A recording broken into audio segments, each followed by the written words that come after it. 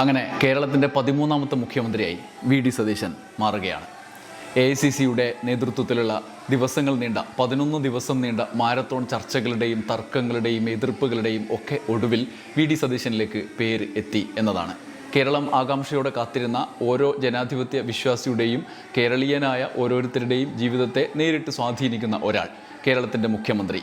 2 തവണ നീണ്ട 10 വർഷം നീണ്ട പിണറായി വിജയൻ യുഗത്തിന് ശേഷം കേരളം ഇനി സതീശൻ യുഗത്തിലേക്ക് മാറുന്ന കാഴ്ചയാണ്. അത്ഭുതകരമാണ് വി.ഡി. സതീശൻ്റെ മുഖ്യമന്ത്രി കസേരയിലേക്കുള്ള വരവ്.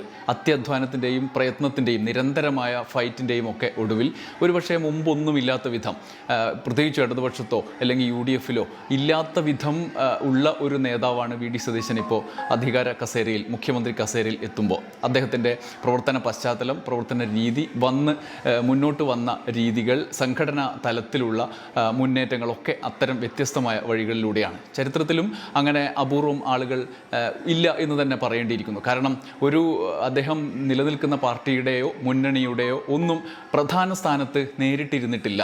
ഏറ്റവും ഒടുവിൽ പ്രതിപക്ഷ നേതാവ് എന്ന നിലയിലേക്കാണ് നേരിട്ട് വി.ഡി. സതീശൻ എത്തിയത്. അങ്ങനെ UDF-ൻ്റെ ചെയർമാനായി എന്നല്ലാതെ അദ്ദേഹം DCC പ്രസിഡന്റോ KPCC പ്രസിഡന്റോ UDF-ൻ്റെ കൺവീനറോ ഒന്നും ആകാതെ മുഖ്യമന്ത്രി കസേരയിലേക്ക് എത്തുന്നു എന്നുള്ള അസാധാരണത്വമുണ്ട്. 4 നൂറ്റാണ്ട് കാലം നീണ്ട അദ്ദേഹത്തിൻ്റെ വടക്കം പരവൂരിലെ അദ്ദേഹത്തിൻ്റെ മണ്ഡലത്തിലെ പ്രവർത്തന പരിചയം എന്നുള്ളതിനപ്പുറത്ത് നിയമസഭാ പ്രവർത്തനങ്ങളിലൂടെ മുൻനിരയിലേക്ക്, ശ്രദ്ധയിലേക്ക് വന്ന ഒരാൾ കൂടിയാണ്.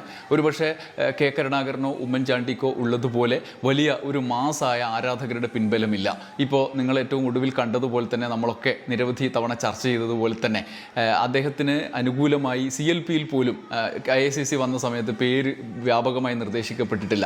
ഇതൊക്കെ മറികടന്നാണ് അദ്ദേഹത്തിൻ്റെ ഈ സ്ഥാനത്തേക്ക് എത്തുന്നത് എന്നുള്ളതാണ് ഒന്നാമത്തെ വിസ്മയം. രണ്ടാമത്തേത് അദ്ദേഹം തന്നെ പ്രയോഗിച്ച വാക്കാണ് വിസ്മയം. രണ്ടാമത്തേത് അദ്ദേഹം പ്രതിപക്ഷ നേതൃസ്ഥാനത്തേക്ക് എത്തുമ്പോൾ സാധാരണ 2ാം നിരയിലുള്ള ഒരു MLA, കോൺഗ്രസിൻ്റെ 2ാം നിരയിലുള്ള ഒരു MLA എന്നുള്ള നിലയിലാണ് ഉണ്ടായിരുന്നത്. എന്നാൽ കഴിഞ്ഞ 5 വർഷം അതുവരെ ഉള്ള ശീലങ്ങളെ മാറ്റിമറിച്ചുകൊണ്ട് അദ്ദേഹത്തിൻ്റെതായ നറേറ്റീവുകളും അദ്ദേഹത്തിൻ്റെതായ ഒരു വഴിയും UDF-ൻ്റെ പ്രവർത്തന ശൈലിയിൽ ഉണ്ടാക്കിയെടുത്തു. അത് അദ്ദേഹം പൊതുസമൂഹത്തിൽ അപ്ലൈ ചെയ്തു. അത് സ്വീകരിക്കുന്ന നിലയിലേക്ക് എത്തി. നമ്മളൊക്കെ നിരവധി തവണ വിമർശിച്ചതും പല രീതിയിൽ ഇപ്പോഴും വിമർശനം നിലനിൽക്കുന്നതുമായ സമീപനങ്ങളൊക്കെ അതിലുണ്ട്. പക്ഷേ അതിനപ്പുറത്ത് രാഷ്ട്രീയമായി വിജയം കൊയ്ത ഒരു സമീപനം അദ്ദേഹം എടുത്തുപയോഗിച്ചു എന്നുള്ളതാണ്. എതിരാളിയെ തിരിച്ചറിഞ്ഞ് ഏതാണ് കൃത്യമായി ഫോക്കസ് ചെയ്യേണ്ട എതിരാളി എന്ന് പ്രഖ്യാപിച്ചുകൊണ്ട് മറ്റുള്ള വിമർശനങ്ങൾക്കപ്പുറത്ത് തൻ്റെ ലക്ഷ്യം എന്താണ് എന്ന് പ്രഖ്യാപിച്ച് മുന്നോട്ട് പോകാൻ അദ്ദേഹം രാഷ്ട്രീയത്തെ ഉപയോഗിച്ചു എന്നുള്ളതാണ്. ഒടുവിൽ രണ്ടാമത്തെ വിസ്മയമായി പറയാൻ പോകുന്നത് അദ്ദേഹത്തിൻ്റെ മുന്നണിയിൽ, ഈ പ്രവർത്തനങ്ങളുടെ തുടർച്ചയായി മുന്നണിയിൽ അദ്ദേഹം നേടിയെടുത്ത ബലമാണ്. ഒരുപക്ഷെ സ്വന്തം പാർട്ടിയിലെ CLP-യിലെ അംഗങ്ങളെ, നിയമസഭ പാർലമെൻ്ററി പാർട്ടിയിലെ അംഗങ്ങളിൽ ഭൂരിഭാഗവും അദ്ദേഹത്തിനെതിരെ നിന്നപ്പോഴും കരുത്തായി നിന്ന ഘടകകക്ഷികൾ, ലീഗ്, RSP, കേരള കോൺഗ്രസ് അടക്കമുള്ള ഘടകകക്ഷികളെല്ലാവരും ഒരേ പേര് നിരന്തരം പറയുന്ന സാഹചര്യം ഉണ്ടായി എന്നുള്ളത് വെറുതെ അങ്ങ് വരുന്നതല്ല. അദ്ദേഹം ഈ 5 വർഷം അദ്ദേഹത്തിൻ്റെ ഈ ഓപ്പറേഷൻ്റെ അടിത്തറയായി കൊണ്ടുപോയ ഘടകകക്ഷികളുമായുള്ള ഒരുമയാണ്, മുമ്പൊക്കെ ഇല്ലാതെ പോയ ഒരുമയാണ്. പാർട്ടിയിൽ അദ്ദേഹത്തിന് ഈ തെരഞ്ഞെടുപ്പിൻ്റെ റിസൾട്ട് വന്നതിന് ശേഷം നേരിട്ട് പ്രത്യക്ഷത്തിൽ നേതാക്കളുടെ പിന്തുണ പരിമിതമായിരുന്നു. ഒരു മുഹമ്മദ് ഷിയാസോ ഒക്കെ അദ്ദേഹത്തിനൊപ്പം നിലനിൽക്കുന്നുള്ളൂ എന്ന് നമുക്ക് തന്നെ പരസ്യമായി ബോധ്യമായത് ആണ് ഇന്നലെ വരെ. പക്ഷേ അതിനപ്പുറത്ത് അദ്ദേഹത്തിന് അണികളിൽ വലിയ വിഭാഗത്തിൻ്റെ പിന്തുണയുണ്ട്. ഒപ്പം തന്നെ കേരളത്തിലെ ന്യൂനപക്ഷ വിഭാഗങ്ങളിൽ അദ്ദേഹത്തിൻ്റെ പൊളിറ്റിക്കൽ എഞ്ചിനീയറിംഗിൻ്റെ തുടർച്ചയായിട്ട് കോൺഗ്രസ് കഴിഞ്ഞ തെരഞ്ഞെടുപ്പിൽ വിജയിക്കാൻ ഉണ്ടാക്കിയെടുത്തൊരു തന്ത്രമുണ്ട്.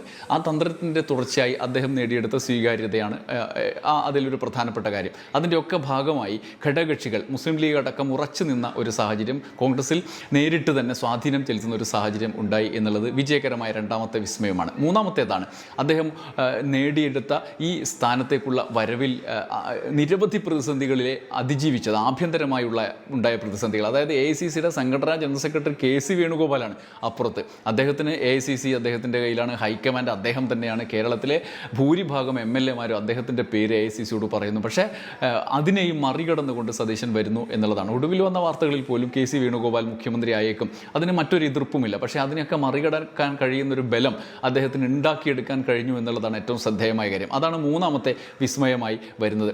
നാലാമത്തേത്, ഇന്നലെ വരെ NSS-ൻ്റെ ജനറൽ സെക്രട്ടറി സുകുമാരൻ നായർ അടക്കം വാർത്താ വാർത്താസമ്മേളനം വിളിച്ച് വി.ഡി. സതീശനിലേക്ക് കാര്യങ്ങൾ പോകരുത് എന്നുള്ള ഒരു പരോക്ഷമായ സൂചന ആവശ്യം മുന്നോട്ട് വെച്ച് പത്രസമ്മേളനം വിളിച്ച് രംഗത്ത് വരുന്നത് നമ്മൾ കണ്ടതാണ്. അസാധാരണമായ സാഹചര്യത്തെയാണ് ഇന്നലെ രാത്രിയിൽ നേരിട്ടത്.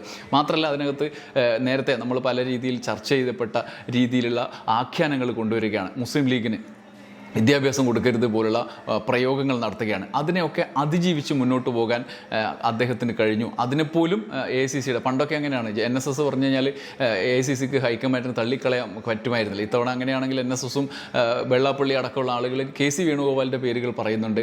ആ മത സാമുദായിക സംഘടനകളുടെ അത്തരത്തിലുള്ള സമ്മർദ്ദത്തെ അതിജീവിക്കാൻ അദ്ദേഹത്തിന് കഴിഞ്ഞു എന്നുള്ളതാണ് അടുത്ത കാര്യം. ഏറ്റവും സുപ്രധാനമായത് അതിനൊക്കെ അപ്പുറത്ത് AICCക്ക് മുന്നിലും അദ്ദേഹം, നമ്മൾ മാധ്യമങ്ങൾക്ക് മുന്നിൽ പലപ്പോഴും അദ്ദേഹം നുണേശ് എന്നുള്ള ദുഷ്പേര് തന്നെ അദ്ദേഹത്തിന് നേരിടാൻ ഇടയായത് അദ്ദേഹം ഉദ്ദേശിക്കുന്ന ഇടത്തേക്ക് കാര്യങ്ങൾ എത്തിക്കാൻ അദ്ദേഹം ഉയർത്തുന്ന വാദങ്ങളുടെ പേരിലാണ്. ചിലപ്പോൾ തിരിച്ചും മറിച്ചുമൊക്കെ അദ്ദേഹം പറയുന്നുണ്ട്. അതിൻ്റെയൊക്കെ പേരിലാണ് ഇത്തരത്തിലുള്ള വാദങ്ങളുടെ മുന്നിൽ അദ്ദേഹം ഉദ്ദേശിച്ച ലക്ഷ്യത്തിലേക്ക് എത്തിക്കാനുള്ളൊരു പ്രവർത്തനം നമ്മൾ കാണുന്നുണ്ട്. അതിൽ അദ്ദേഹം വിജയിക്കുന്നുണ്ട്. ആളുകളെ മൊത്തം അദ്ദേഹത്തിൻ്റെ ആശയത്തിലേക്ക് കൊണ്ടുവരുന്നുണ്ട്. അദ്ദേഹം പറയുന്നത് ഏത് അർത്ഥത്തിലാണ്, വസ്തുതാ വിരുദ്ധതയുണ്ടോ എന്നുള്ളതിനപ്പുറത്ത് ഉദ്ദേശ കാര്യത്തിലേക്ക് കൊണ്ടുവരാറുണ്ട്. അതിന് സമാനമായ നിലയിൽ AICCക്ക് മുന്നിൽ അദ്ദേഹം നടത്തിയ വാദങ്ങളിൽ ഈ തരത്തിൽ KC വേണുഗോപാലിനെ പോലൊരു സംഘടനാ തലത്തിൽ മഹാമേരുവിനെ പരാജയപ്പെടുത്താൻ അദ്ദേഹത്തിന് കഴിഞ്ഞു എന്നുള്ളതാണ്. നമുക്ക് പുറത്തു വന്ന റിപ്പോർട്ടുകൾ അറിയാം. എന്താണെന്ന് വെച്ച് കഴിഞ്ഞാൽ AICC 3 പേരെയും ഒരുമിച്ചിരുത്തി ചർച്ച ചെയ്ത ഒരു സാഹചര്യം ഉണ്ടായിരുന്നു. Ramesh ചെന്നിത്തലയെയും KC വേണുഗോപാലിനെയും V.D. സതീശനെയും. അവിടെ KC വേണുഗോപാലിന്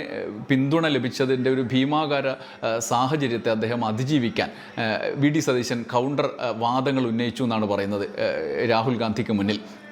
അതിന് തിരിച്ച് ലോജിക്കലായി മറുവാദം ഉന്നയിക്കാൻ KC വേണുഗോപാലിന് കഴിഞ്ഞില്ല എന്നുള്ളതാണ് ഒരു വിവരം. അതോടൊപ്പം തന്നെ V.D. സതീശൻ്റെ പിന്നിൽ ജമാഅത്തെ ഇസ്ലാമിയാണ്, അത്തരത്തിലുള്ള മുസ്ലിം ലീഗാണ്. അത് രാഷ്ട്രീയമായ ഒരു വസ്തുതയായി നിലനിൽക്കുമ്പോൾ തന്നെ അത്തരത്തിലുള്ള കാര്യങ്ങളുടെ അടിസ്ഥാനത്തിൽ മുസ്ലിം ഫണ്ടമെൻ്റലിസ്റ്റുകൾ ദേശീയ തലത്തിൽ ഇതിന് ബുദ്ധിമുട്ടുണ്ടാക്കുന്നു എന്നുള്ള ഒരു വാദമാണ് മറ്റൊന്ന്. അത് ദേശീയ തലത്തിൽ തന്നെ ഹൈക്കമാൻഡിനെ തന്നെ ചിന്തിപ്പിച്ച കാര്യമാണ്. അതുകൊണ്ട് സതീശനെ വേണോ എന്നുള്ള കാര്യം അത് റിപ്പോർട്ടുകളായി നമ്മുടെ മുമ്പിൽ വന്നതാണ്.